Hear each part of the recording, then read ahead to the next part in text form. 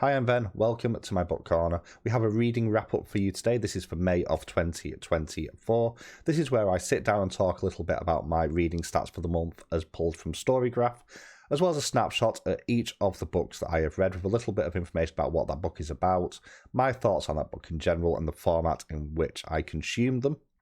A number of these books do have full reviews on the channel already, so a number of these will have cards above links to the full reviews if you want to go and check those out and you've not seen them already.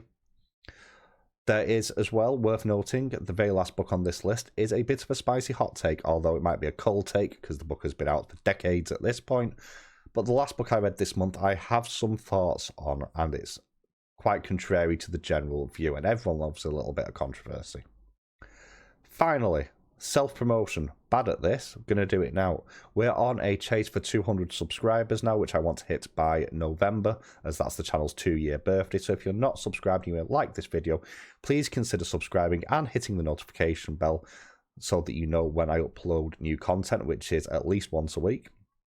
Also, if you do enjoy, please feed the YouTube algorithm. Hit the thumbs up button, it's always appreciated. And finally, if you've read any of the books mentioned in this video or you're considering reading them, let me know in the comments below and let's have a conversation because I like talking about books. But all that said, let's just dive straight in to the stats. On to the reading stats to begin with then. And we have a fair few to go through today. We'll start with my actual reading for the month. We read 12 books in total. 2,645 pages, which is just over 24 hours, and is normally the case. Dark took the highest of the mood values for this month, tied this month with adventurous, and then interestingly enough we have reflective quite high up as well. Then we have a relatively even mix between tense, mysterious and emotional, with sad, inspiring, hopeful, funny and challenging all making up the rest of the chart there. Now, in terms of pace, the numbers here don't actually add up for some reason. So we have 2 books that were fast-paced, we have 2 books that were slow, and we apparently have 6 that were medium. That should actually read as 8. For some reason, it's not ported the reading pace over for 2 of the books that I read this month. In terms of page numbers for the physical reads and the digital reads, we had 5 books under 300 pages, 3 between 3 and 499 pages, and 1 book over 500 pages, so only 1 chonker this month. In terms of audiobook length, we had 1 that was under 8 hours, and 2 that were between 8 and 16 hours long.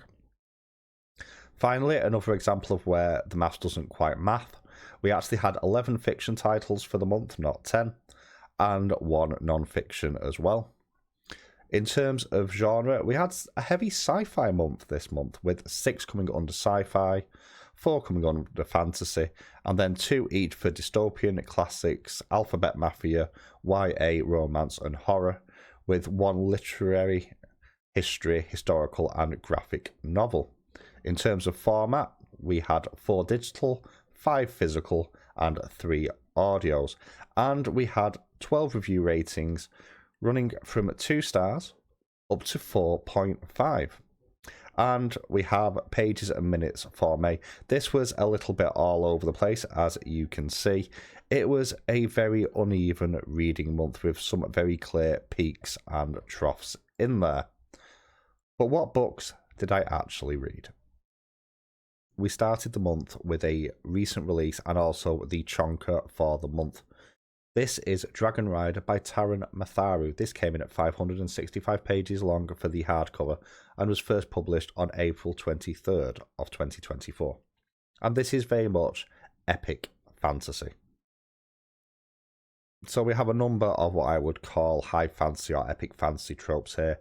We have the main character of Djeli, who is just starting very much his chosen one journey. Djeli has spent most of his life in indentured servitude to the empire that conquered his people or subjugated them at the very least, and has acted basically as a carer for who was the emperor at the time, who has now stepped away and is going into his dotage and old age. One of his sons is to be betrothed to Princess Erica of one of the other kingdoms. However, during this arranged marriage, a coup takes place and Djeli has to run for his life or be executed as well. And you have a situation where he finds the corpse of a dragon and a dragon egg which magically hatches, and then he must do the impossible, which is form a bond with this dragon, something that only a few people know the true nature of. He flees, trying to get back to his people at the steppe, meeting up with Frida, who was the handmaiden for the murdered princess, and finds the mysterious kind of mentor figure along the way. Overall, I did enjoy this once I got over the shock of some of the language in this. This does feel a little bit like Game of Thrones Light Edition in some ways. You can clearly see some of the inspiration there. My biggest issue with this was chapter length. This became less of an issue the further into the book that I got. However, this book has over 100 chapters, so you're looking at an average of about 5 pages a chapter, which doesn't give a lot of the scenes a time to breathe. This gets easier later on in the book, as you have very much what I would call the travelling journey montage, as he's learning a little bit about himself and on the journey to where he's trying to go. And each of the chapters there makes more sense as you have little snapshots and you have time jumps between each one. But initially, it felt like a lot of the chapters were too short. That being said, there is some solid writing here, although some odd language choice in places. I gave this a 3.75 stars out of 5. I enjoyed this a fair bit more than the previous Matharu book that I read, and I'm curious to see in what direction this series does go. Whilst reading that, I was also listening to Smoke and Summons. This is book 1 of the Numina trilogy by Charlie N. Holmberg, comes in at about 12 hours long, and was narrated by Scott Merriman and Lauren Ezzo. And this has very much that late Victoriana feel to the world. You have gunpowder and magic going at the same time, and you have quite a grimy, partially industrialized world going on. And you have the two main characters. First off, you have Sandis, who is the female lead, who is not ordinary. She has the ability to be transformed into a raging demon monster or Numina. Unlike other vessels, however, she can host more powerful Numina than many others, which makes her incredibly valuable to her owner/master. However, she chooses to escape one day after seeing one of her master's experiments and decides that she doesn't want to be eviscerated. Roan, on the other hand, is very much a jacked lad criminal with a heart of gold, but not the morals to match. He has a magical device that makes him be immortal for 1 minute per day.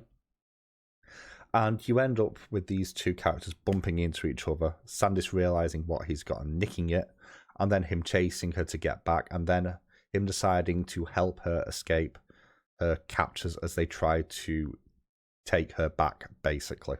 And what I really like about this, first off, is the narration, with both narrators doing an amazing job, but special praise for Lauren Ezzo here.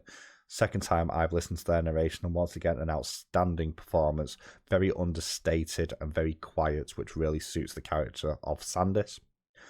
And you've got the interplay between Sandis and Roan, who are polar opposites. Sandis wants to see the best in everybody despite everything that she's been through, and she's very naive in the ways of the world, whereas Roan is very cynical, and whilst he does have a heart of gold, he does have a price which does come into play. I like the way that this book ended. It sets up book 2 very, very well, which I've already picked up as an audiobook as well. I gave this a 3.75 stars out of 5. I then hit one of my banned books for the year. This was Fahrenheit 451 by Ray Bradbury. First released in 1953, but seems to be especially pertinent right now. I read a physical edition coming at 227 pages long, and this is the story of Guy Montag, who is a fireman whose job is to burn books. However, after a conversation with a new neighbour called Clarice, a young girl who opens his eyes to the beauty and the possibilities of the world, and then their subsequent vanishing, he reads a book for the first time and begins to then read more and more, making him a target for the organisation and the government that he ostensibly works for.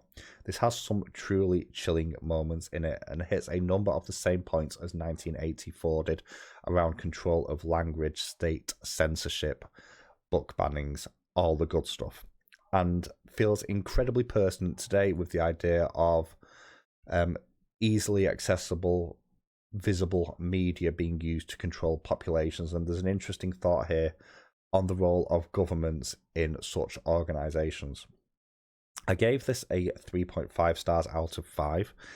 It loses marks for me because it's a classic and I struggle with classics. I think if I'd listened to this like I did with 1984, I would have had a much better time, but I still continue to struggle reading classic works.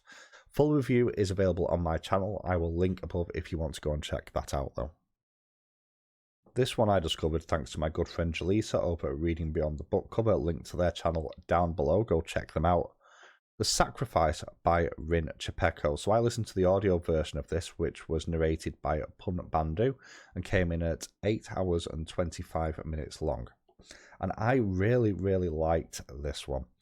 This covers the point of view of Alon, who is a local teen living out in the Philippines.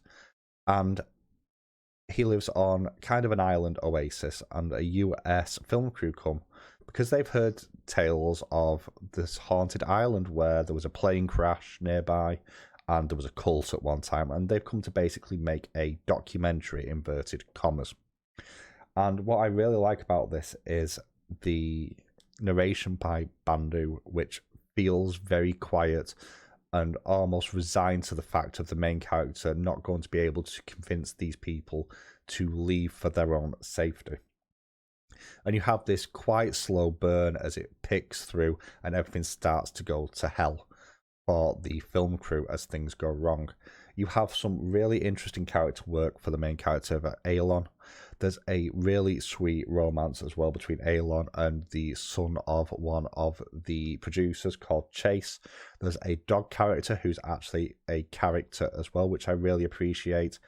And also you have a number of other interesting characters who come across initially in one way, and they all have really interesting character arcs. Some get redemption arcs, some start off being absolute assholes, get better, and then end up being absolute assholes.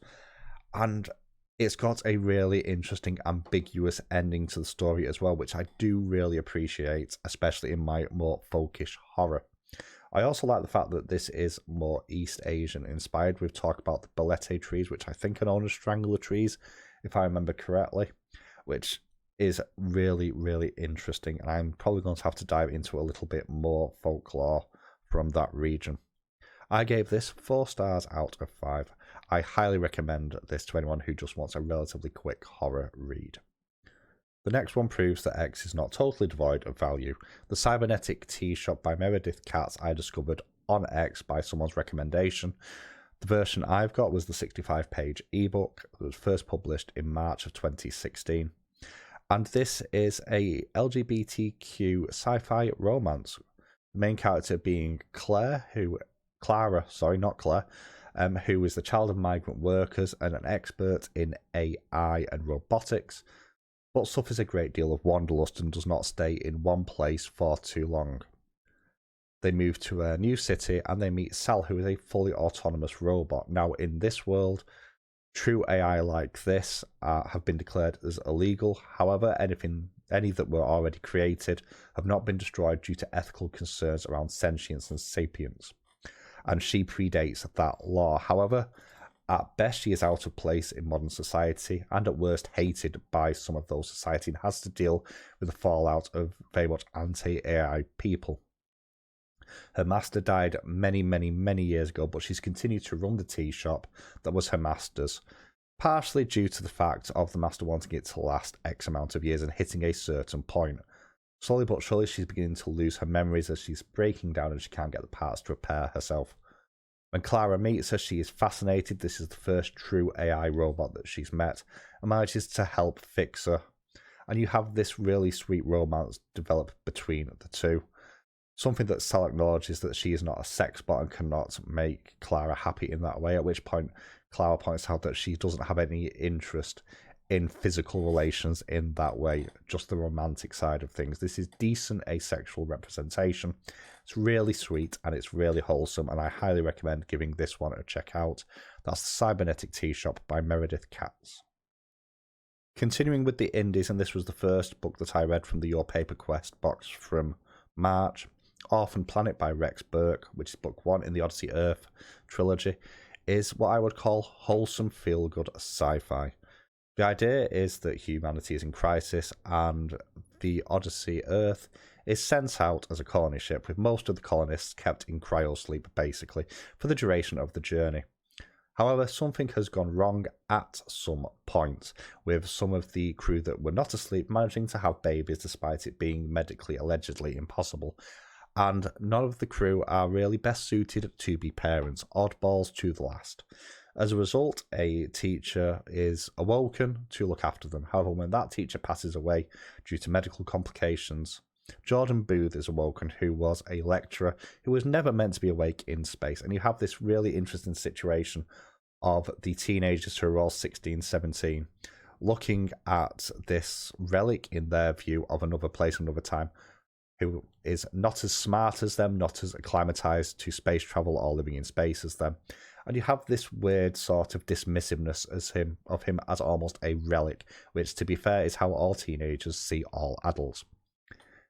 However, when they get to the place that they're going, and there's 2 planets there that they could land on rather than 1, and then something goes wrong, the kids and Jordan end up on the wrong planet fighting for survival.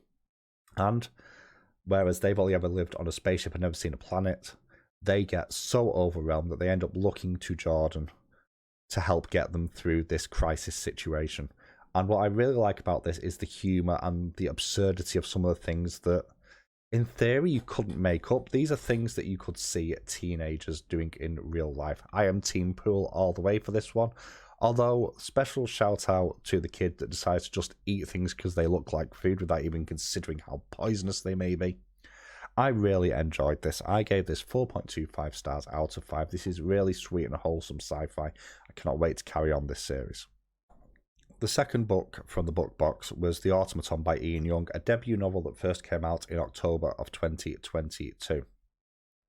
And this is set in post-humanity Earth, or rather post-civilization Earth, where humanity is no longer biological, and an AI robot is awoken to basically go on a treasure hunt. Can't go into too much detail without spoiling this, but what you have is this robot going or being guided through a National Archive museum that is still somehow standing, and he's got to make a decision, and to do this he accesses various memories from people throughout history. All of these are linked to the initial voting on whether AI should be allowed, and the various different times in history following that and the fallout from that decision. This is a really clever look at the state of AI in society, where it could go, and also how it can be abused as well. This took some time to get its claws into me, but by the end of the book I was fully invested in this one. It's really thought-provoking and very, very cleverly written. I gave this a 4.5 stars out of 5. This is my book of the month as well. I highly recommend giving this one a check out, and I can't wait to see what else the author creates. As of right now, I believe this is their only book. I really hope they choose to write some more. Following on from that, we have the second banned book read for the month, and this is The Complete Mouse by Art Spiegelman. So this is a graphic novel memoir, and this is the story of Art's father, Vladik, who was a Jewish Holocaust survivor. And this covers a period from the mid-1930s and through the entirety of the Second World War, as well as some of the interactions between Art and his father in trying to get the information for this book as well. And this is truly haunting and horrific and a very difficult read. This covers the outbreak of war. This covers the various things that Vladik had to do to survive and stay ahead just enough to survive, as well as all the people that he knew that either in some cases died, in some cases became informants. And this doesn't shy away from the horrors of everything that went on, including the concentration camps. But not only that, this also addresses the fallout from that in terms of post-war survivor's guilt, the difficult relationship between Art and Vladik as father and son as well, and how that has informed not just the people who survived, but the generations that came after as well. More than any book I've ever read, this has really driven home some of the horrors of war and the Holocaust in particular. And personally, I think this should be included as required reading for anyone who is studying World War II, in particular, to really drive home the horrors of what went on there. I gave this a 4.5 stars out of 5. A really powerful piece of literature that I think everyone should consider reading at some point in their life, especially if they have an interest in history and the World War II in particular. Next up, we have another recent release, The Siege of Burning Grass by Premee Mohamed, which was released in March and comes in at 368 pages long. I read the ebook version of this, and this was an difficult book to read, but very, very thought-provoking. You have two main characters here of Elfret, who was the founder of pacifist resistance within the nation that he was born, who was bombed and maimed by his own government before being locked up and experimented upon by a visionary scientist. And the other character, who is not the POV character, Kudor, who is a bloodthirsty zealot, fully indoctrinated in the idea of war and nationalism and the need for violence to win this conflict. These two are sent off to the enemy's last remaining fortress city to try and bring about an end to the war. And this is a very, very speculative look at the ideas of war, nationalism, pacifism during wartime, propaganda, and the indoctrination of youth, as well as the idea of the similarity between two sides in a war as well, and is very, very high concept in the way it looks and talks about some of these things. And it has a really dense writing style. The issue I have with this book, that whilst it is incredibly thought-provoking and interesting to read, is because of the nature of the narrative and the way that it's written, it's quite an exhausting read as well, and it doesn't have many chapter breaks. In total, this only has 5 chapters, which means that each chapter is on average about 72 pages long, and it doesn't have that kind of natural downtime that you kind of need to regroup during the reading of this one. But that being said, still a very interesting and thought-provoking book to read, especially having read this following straight on from Mouse. Overall, I gave this one 3.5 stars out of 5. Really interesting concepts, really thought-provoking, but a bit of an exhausting read overall. I needed a bit of a palate cleanser after the previous two, so I read Mechanical Heart by Beverly and Michel. I believe this is a debut novella. I saw this one recommended on X as well. This comes in at 187 pages long and was released in November of 2022. And we're following Levi Hart, who is a young man living, in many regards, his best life. He lives with his best friend, plays D&D at the weekends, has a solid job working in a bookshop with people that he likes. He's looking at maybe taking his career to a different level, going into baking because he loves making people happy with what he bakes. However, at the 40% mark, there is a twist as he discovers that his best friend has been keeping a deep, dark secret. What I will say is the twist is really well done, and the first 40% of this novel is very tight and well executed. The twist is well foreshadowed as well. This is a sci-fi romance, so you do have a romance angle between Levi and his best friend Phinia Wong. My issue with this is the back half feels a bit less focused, and it feels like you have a lot of plot contrivances and conveniences in here to make the plot move forward. And also there is a great deal of repetition in terms of some of the romance, which I think could have been cut down. Overall, it's still solid. I gave this 3.25 stars out of 5. I feel like it just needed a bit more of a cut and trim, and I think it would have been more impactful and a better read overall if it had come in at 150, 160 pages. As it was, unfortunately, it did outstay its welcome just a little bit, but still worth it as a bit of a palate cleanser for my previous reads. Next one was Ring Shout by P. Djeli Clark. Audio version for this one. This was narrated by Chani Waits, and this first came out in October of 2020. This has been on my list for quite a while. I meant to get around to this one last year. Finally got around to it this time. It wasn't worth the wait. Some really interesting ideas in this, though. So this is alternative history horror, and this is looking at early 20th century America and the rise of the Ku Klux Klan. Now, in this world, the Klan are not all human, although a number of the things that are going on are very reminiscent to what the clan have historically done. They are looking to work through white America to scare people. They're saying sowing hatred, fear, and violence towards the most vulnerable of society, more specifically people of colour, but basically anybody who is not straight and white. Much like the clan have done in real life, but as already mentioned, the clan are not all human. The Ku Kluxes are very much some sort of otherworldly entity that have come to Earth to feed on the hatred and the dark thoughts of humanity, and they're stoking this hatred so they can engorge themselves. So you have this sort of Lovecraftian element going on. Standing in their way is a group of freedom fighters, including Maurice Boudreau and a number of her friends, because they've discovered that the Ku Kluxes can die, and their aim is to send them back to hell and rid the world of their taint. Really interesting story idea. I don't quite know entirely why this didn't grip me. Part of it, I think, is due to the narration. Chani Waits does an outstanding job of narrating when it's specifically Maurice's point of view, and some of the other characters during the narration are really well done as well, but others just take me completely out of the story. Specifically when you're dealing with kind of the hive mind of the Ku Kluxes in particular, the really almost high-pitched squeal really took me out of the story to a point that it just felt a little bit ridiculous. And I found it quite hard to orientate myself after those, so it led to me losing a great deal of interest within the story that was being told, which is a shame because I do actually really like the concepts and the way that this is looked at here, but I think the narration just really threw me because of how uneven it felt. As a result of that, I gave this a 3 stars out of 5.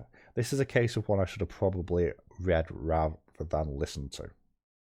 Final book of the month is one that is very popular, and I've only picked up because I wanted to know what the hell it was about and why it was so popular. And having read it, I still don't know why it was so popular, like remotely. This book has over 3 million ratings on Goodreads with an average score of 3.91, was released in 1988 and is 168 pages long, and this book is The Alchemist by Paulo Coelho, translated by Alan R. Clark. And I need to start off by saying I am glad that people who have read this have taken something from it, because there is some basic sort of sayings to live by in here, but that is the problem I have with this book. The sayings to live by could fit a page, not 161. I could walk into the Range, which is a homeware store here in the UK, look at the shelf and read the motivational quotes on all the wall canvases and get the exact same that I got from this book and not have wasted as much money or time as I did reading this thing. This book actively annoyed me. It felt pretentious to me. It also felt incredibly preachy. Now, in fairness, it is solidly written. And I think a lot of my issues with this are, firstly, it's telling me nothing I don't already know because of where I am in my life right now.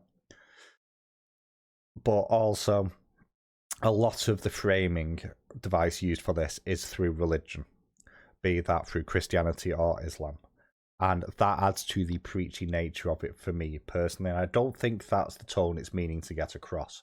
But that's how it felt to me. And a lot of that is due to my predisposition towards religion, which is not especially positive at the best of times. But I don't get it. I just don't get it. There are third-rate YouTube channels that you can get the same value from as this book, in my opinion. If you've read this book and it helped you in some way, I am really, really happy. I don't get this. This got 2 stars off me, which is, I think, my lowest score for the year to date so far. This genuinely left me feeling quite angry by the end of it.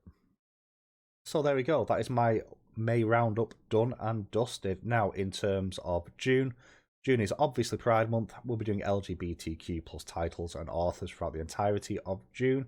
We have at least 3 banned books to review during the month, and also a new release, which is just behind me right there, which is The Only Light Left Burning, which has only just come out. I'm going to be hitting that probably as my next review. On top of that, I'm doing a mini read what you own challenge as well for the next couple of months because I bought too much. So what I'm going to be focusing on is any books that I have in ebook form or in physical reads, I've got a target of 20 books to read before I can buy any more. This will not include new releases that I've not received yet that I've pre-ordered. I will still be reading those when I receive them, but they won't count towards the challenge. Also won't include my book subscription boxes that I haven't received yet in there. And finally, audiobooks don't count, so I'll still be listening to audiobooks as well. So if I do read any of those, they won't count towards the challenge. I won't be going out and buying any more books. Somebody needs to hold me to account for this. Please take my bank card away. Well, that's it. I hope you've enjoyed this video. It's been a bit of a long one today. But thanks for watching. I will catch you all very soon.